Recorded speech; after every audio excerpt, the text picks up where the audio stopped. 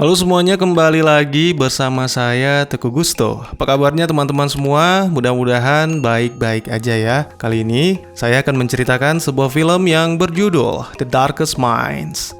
Adalah sebuah film fiksi ilmiah distopian Amerika yang rilis di tahun 2018.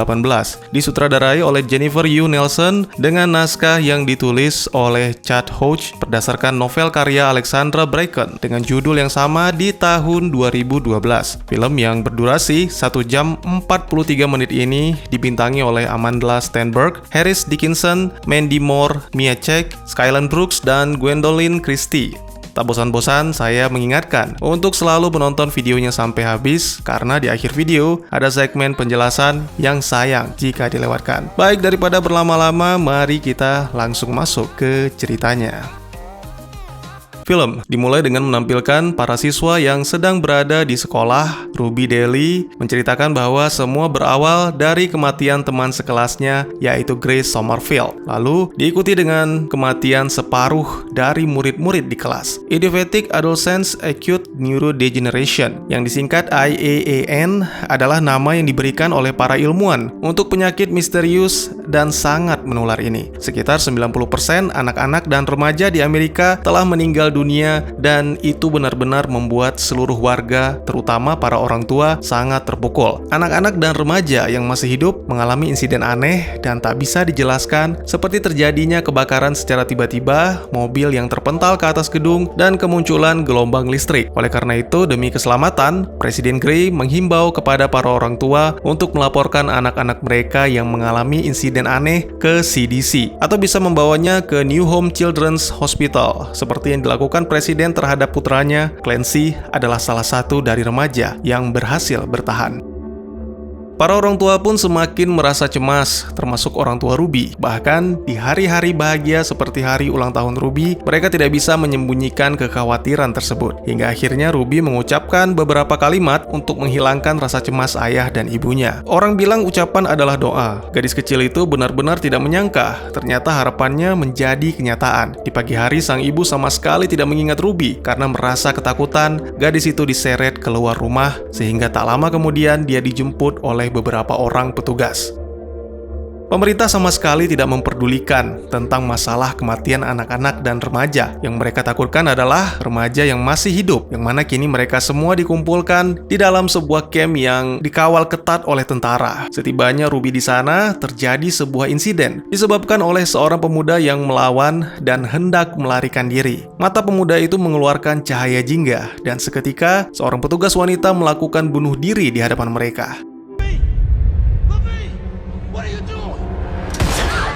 Jingga adalah tanda bahaya. Seorang dokter yang memeriksa Ruby menjelaskan pengelompokan anak-anak dan remaja ke dalam 5 warna berdasarkan kemampuan mereka. Hijau artinya mengalami peningkatan kecerdasan, biru mendapatkan kekuatan telekinesis, dan kuning atau emas mampu memanipulasi listrik. Hanya merah dan jingga yang tidak dijelaskan. Tapi anak-anak dengan tipe 2 warna itu sangat jarang dan sangat berbahaya. Alangkah terkejutnya si dokter ketika menemukan bahwa Ruby adalah anak dengan kemampuan jenis warna jingga. Ketika Ruby hendak disuntik mati, gadis itu tak sengaja menggunakan kemampuannya untuk memanipulasi pikiran si dokter dan mengubah hasil tes menjadi hijau sebagai warna kekuatannya. Hijau, biru, dan emas. Tidak ada merah, tidak ada jingga. Kecuali Ruby, dia harus mengubur kekuatannya dalam kegelapan.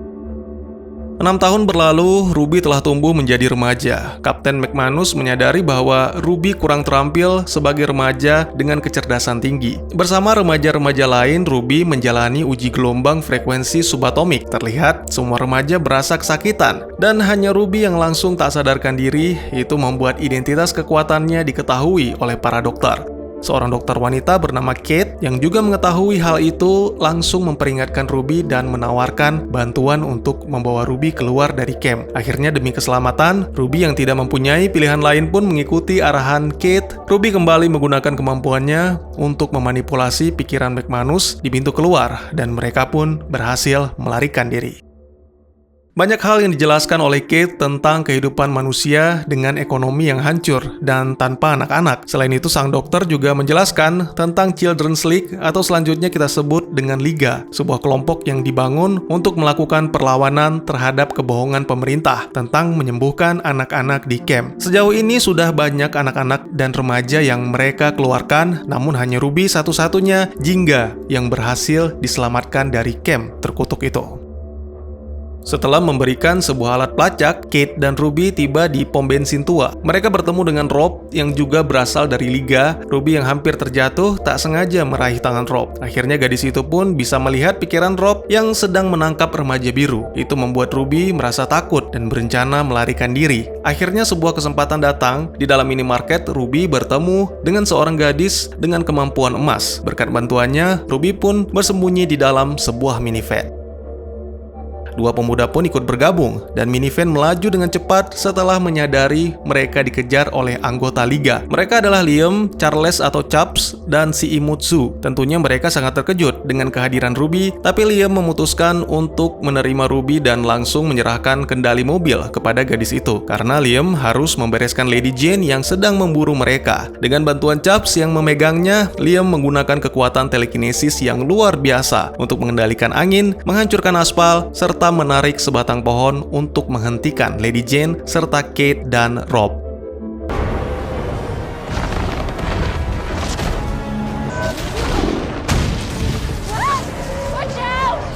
Sementara itu, di camp, sang kapten marah besar terhadap Dr. Viceroy karena kelalaiannya, Ruby yang berkemampuan jingga bisa lolos begitu saja dari pemeriksaan. Akhirnya sebagai hukuman, McManus mendatangkan seorang remaja dengan kemampuan misterius untuk menyiksa si dokter. Kembali ke Ruby, setelah mengurungkan niatnya pulang ke rumah dalam perjalanan bersama 3 teman barunya, Ruby mendengarkan penjelasan Liam tentang East River, sebuah tempat berlindung bagi anak-anak dan para remaja yang dipimpin oleh Sleep Kid. Itu menjadi tujuan Liam dan yang lainnya. Selain itu, Liam menjelaskan tentang Liga yang sangat bertolak belakang dengan apa yang dijelaskan oleh Kate. Awalnya Ruby mungkin masih merasa ragu, tapi malam itu ketika mereka tidur di hotel, tangan Zu menyentuh Ruby sehingga Ruby bisa melihat mimpi buruk Zu, dan di sana juga ada Liam yang menyelamatkannya. Keesokan paginya Ruby tampil dengan mengenakan gaun merah yang diberikan oleh Zu sehingga membuat Liam benar-benar terpesona. Tiba-tiba saja sepasang tracer atau pemburu hadiah muncul dari sebuah kamar. Secara diam-diam Ruby kembali menggunakan kekuatannya dan para tracer pun pergi begitu saja meninggalkan mereka. Perjalanan pun berlanjut hingga mereka menemukan sebuah mall. Penting untuk selalu berhenti jika menemukan pusat perbelanjaan karena mungkin saja di sana mereka bisa mendapatkan persediaan bahan makanan ataupun pakaian. Kali ini Zu menunjukkan kemampuannya untuk membuat mall itu sedikit lebih hidup. Di tengah-tengah kegembiraan mereka, tiba-tiba saja Liam dan Ruby menemukan sebuah tulisan "Get Out" pada lantai. Lalu tubuh mereka pun melayang dan terpental tanpa arah. Menyadari teman-temannya sedang dalam bahaya, Zu langsung bertindak mengalirkan listrik untuk menghentikan 4 bocah misterius dengan kemampuan telekinesis.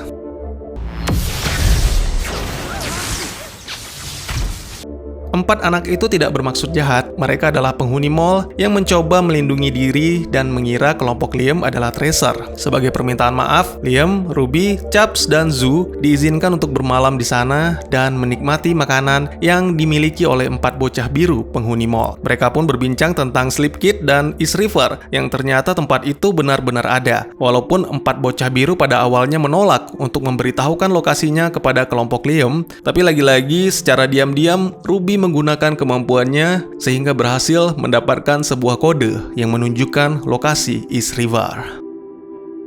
Chaps, pemuda berkemampuan hijau, adalah yang paling cerdas di dalam kelompok Liam. Berusaha untuk memecahkan kode tersebut mulai dari menggunakan bahasa Yunani, Sumeria, mengubah penempatan abjad, piktograf, sampai istilah militer Tiongkok. Sayangnya, tak ada satupun yang cocok. Untungnya Ruby menceritakan tentang profesi ayahnya yang bekerja sebagai detektif. Itu membuat Chaps menyadari bahwa kode EDO adalah sebuah frekuensi radio, yaitu 54,0. Dan ternyata itu benar. Mereka kembali melanjutkan perjalanan dan kini Liam dan Chaps sepakat untuk mengantarkan Ruby kembali ke rumahnya karena lokasi East River berada di daerah yang sama dengan rumah Ruby, yaitu Lake Prince, Virginia. Beberapa waktu kemudian mereka pun tiba. Ruby mengucapkan salam perpisahan kepada teman-temannya dan pergi menuju ke rumah untuk bertemu ayah dan ibu yang sangat dirindukannya selama 6 tahun ini. Namun setibanya di depan pintu rumah, Ruby tertahan karena mengetahui orang tuanya tidak akan mengenalinya. Yang ternyata malam itu, 6 tahun yang lalu, tanpa sadar Ruby telah menggunakan kekuatannya untuk menghapus keberadaan Ruby dari ingatan orang tuanya demi menghilangkan perasaan khawatir yang melanda. Ruby pun pergi membawa semua rasa bersalah dan membuang hadiah ulang tahun terakhir yang diberikan sang ayah. Sangat mengejutkan, ternyata Liam memungut benda itu dan mengembalikannya kepada Ruby. Karena bukan hanya Ruby yang merasa kehilangan orang tua, tapi seluruh anak-anak dan juga para remaja di luar sana. Oleh karena itu, mulai kini, kebersamaan mereka berempat menjadi sebuah ikatan yang lebih erat, yaitu keluarga. Sebenarnya perasaan cinta sudah mulai tumbuh di antara Ruby dan Liam, tapi sayangnya Ruby masih belum bisa terbuka kepada siapapun. Ruby dan Liam pun kembali ke lokasi Betty, nama yang disematkan Liam untuk minivan mereka. Tiba-tiba saja sebuah serangan langsung menghantam wajah Ruby, dan Liam pun berhasil dilumpuhkan dengan gelombang subatomik. Lady Jane, tracer gila yang telah berkali-kali berhasil menangkap Liam, kini kembali lagi. Dia menyekap Chubbs dan Zoo. Itu membuat Ruby benar-benar marah, sehingga gadis itu kembali menggunakan kekuatannya yang kali ini dia memerintahkan Lady Jane untuk menyerah dan meminta maaf kepada Zoo, serta pergi berjalan tanpa henti hingga mati. Energi Ruby pun terkuras dan akhirnya gadis itu tak sadarkan diri. Walking. Don't stop. Beberapa waktu kemudian, setelah Ruby terbangun, ternyata Chubbs sejak awal mengetahui bahwa Ruby memiliki kemampuan jingga. Untungnya mereka bisa mengerti dan akhirnya dengan berat hati, mereka pun meninggalkan Betty agar tidak terlacak oleh Tracer. Mereka melanjutkan perjalanan dengan berjalan kaki melewati perbukitan, sampai beberapa pasukan remaja menangkap kelompok Liam memasuki perbatasan. Salah satu dari pasukan itu adalah Mike, teman lama Liam, dan ternyata pasukan itu berasal dari tempat yang menjadi tujuan Ruby, Liam, Chubbs, dan Zoo. Ya, akhirnya mereka tiba di East River bertemu dengan Slipkid yang ternyata adalah Clancy, putra Presiden Grey dan satu-satunya yang memiliki kekuatan pikiran selain Ruby. Lalu pada malam harinya, seluruh remaja larut dalam kegembiraan di pesta dansa, termasuk Ruby dan Liam.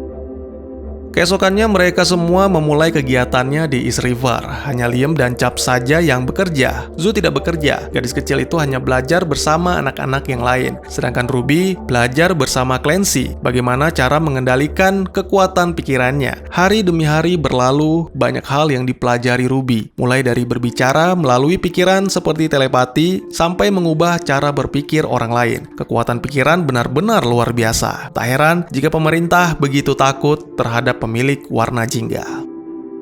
Semakin lama Ruby dan Clancy pun semakin dekat hingga membuat Liam cemburu. Selain itu ada sesuatu yang aneh ditemukan oleh Chubbs mengenai East River. Dia tidak merasa bahagia berada di sana karena sama sekali tidak ada kebebasan. Mereka makan, tidur, dan bekerja seperti dipaksa. Tapi Ruby berpikir apa yang dirasakan Chubbs mungkin hanyalah kerinduan dengan keluarga dan suasana rumahnya. Oleh karena itu dia berusaha meminjam komputer Clancy untuk Chubbs agar bisa menghubungi orang tuanya. Clancy pun menyetujuinya, tapi dengan syarat Ruby harus membiarkan Clancy masuk dalam pikiran Ruby untuk mempelajari cara menghapus ingatan, seperti yang dilakukan Ruby terhadap kedua orang tuanya. Sangat mengejutkan, setelah mendapatkan apa yang diinginkannya, Clancy melakukan tindakan yang tidak senonoh terhadap Ruby, sehingga membuat gadis itu bersedih. Liam, yang mengetahui hal itu, langsung berencana untuk membunuh Clancy. Namun Ruby menahannya karena lebih baik mereka pergi meninggalkan East River. Pada malam hari, kelompok Liam yang hendak melarikan diri dikepung oleh para tentara. Liam langsung menggunakan kemampuan telekinesisnya untuk mengalahkan Kapten McManus. Lalu tiba-tiba saja, Liam menjadi diam seolah hilang kesadaran. Ternyata itu adalah kekuatan pikiran Clancy. Dan hal yang lebih mengejutkan lagi adalah selama ini Clancy memimpin para tentara menggantikan ayahnya. Clancy langsung menghajar Liam bersama McManus karena telah berusaha merebut Ruby. Itu membuat Ruby benar-benar tidak bisa lagi menahan amarahnya, sehingga dia membuat McManus bunuh diri dan meminta Zoo menggunakan kemampuan listriknya untuk melumpuhkan para tentara. Akhirnya aksi yang disebut dengan panen telah dimulai. Puluhan tentara datang bersama helikopter untuk menangkap para remaja. Selain itu mereka juga melepaskan senjata andalan mereka, yaitu para remaja berkekuatan merah yang mampu menyemburkan api. Para remaja penghuni East River pun berlari ketakutan. Liam yang sudah tersadar berhasil melindungi kelompoknya dan melumpuhkan remaja merah. Tapi kekuatan Liam benar-benar tidak berguna di depan Clancy. Ruby meminta Liam, Chubbs, dan Zoo untuk melarikan diri karena gadis itu akan menantang Clancy berduel. Terkadang apa yang kita rencanakan tidak sesuai dengan yang terjadi, tapi harapan akan selalu ada. Walaupun Ruby kalah telak, namun dia berhasil memperdaya Clancy dan menjatuhkan helikopter dengan mengendalikan pikiran pilotnya.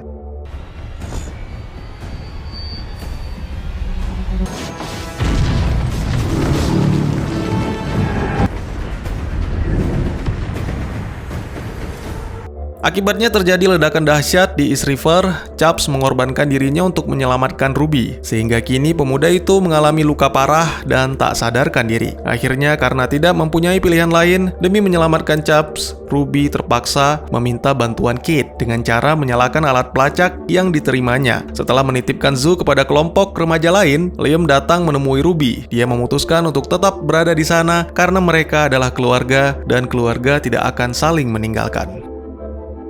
Beberapa waktu kemudian setelah dijemput oleh Kate dan para anggota Liga, Ruby terbangun di sebuah fasilitas milik Children's League. Menurut keterangan Kate, saat ini Chubbs sedang dirawat, sedangkan Liam berada di ruangan lain. Walaupun belum terlalu memahami tujuan dari Liga, Ruby langsung meminta Kate dan Rob untuk melepaskan Liam, karena dia tidak ingin Liam diubah menjadi senjata. Tentunya permintaan itu ditentang keras oleh Rob, karena Liam akan sangat berguna untuk melakukan perlawanan terhadap Presiden Grey dan Clancy. Akhirnya Ruby menggunakan kemampuannya untuk membungkam Rob dan memerintahkan meninggalkan ruangan. Ruby setuju untuk bekerja sama dengan Liga, tapi dengan satu syarat, yaitu Liga harus melepaskan Liam. Gadis itu pun menemui Liam yang sedang termenung. Mereka saling mengungkapkan perasaan masing-masing, namun sayangnya Ruby tidak menemukan jalan bagi mereka untuk bersama, sehingga Ruby terpaksa menghapus dirinya dari ingatan Liam.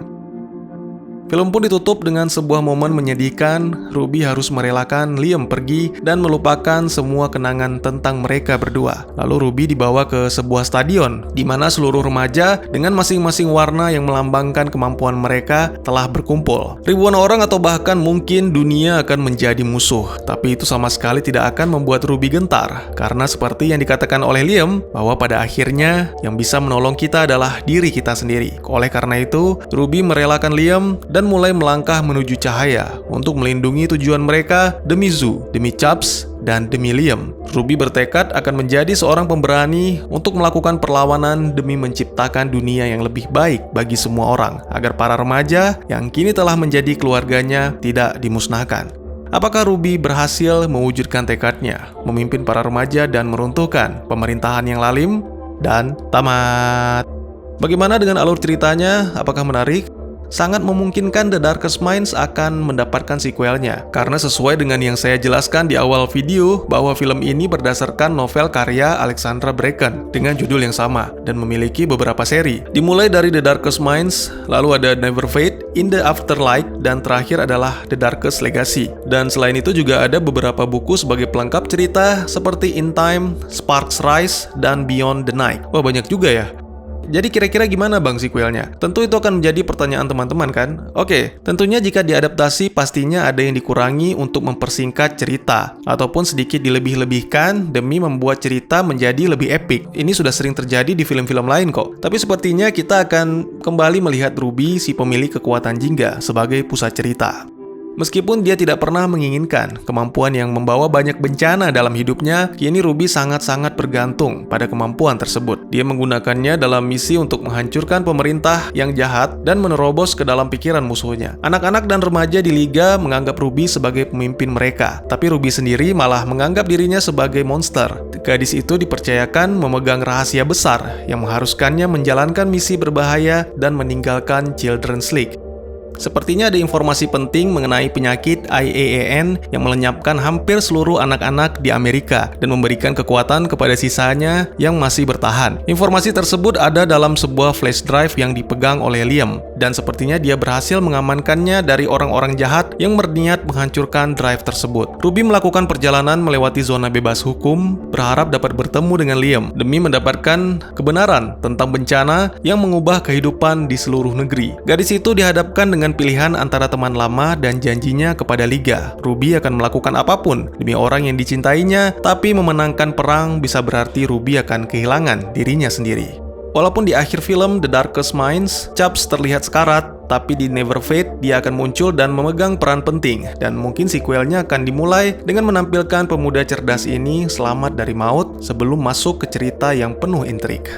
Terus gadis imut dan wangi-wangi Zu gimana nasibnya bang? Ya, Suzumi Kimura. Di akhir The Darkest Minds, dia ikut kelompok remaja lain. Dalam novelnya sendiri diceritakan ketika berada di East River, Zu bertemu dengan sepupunya bernama Hina. Bukan Hina Sensei ya. Setelah berhasil melarikan diri dari East River, Zu memutuskan ikut bersama beberapa remaja lain ke rumah Hina. Tapi di Never Fate, Chubbs yang berperan sebagai skip tracer atau pelacak mengatakan bahwa keadaan Zu baik-baik saja.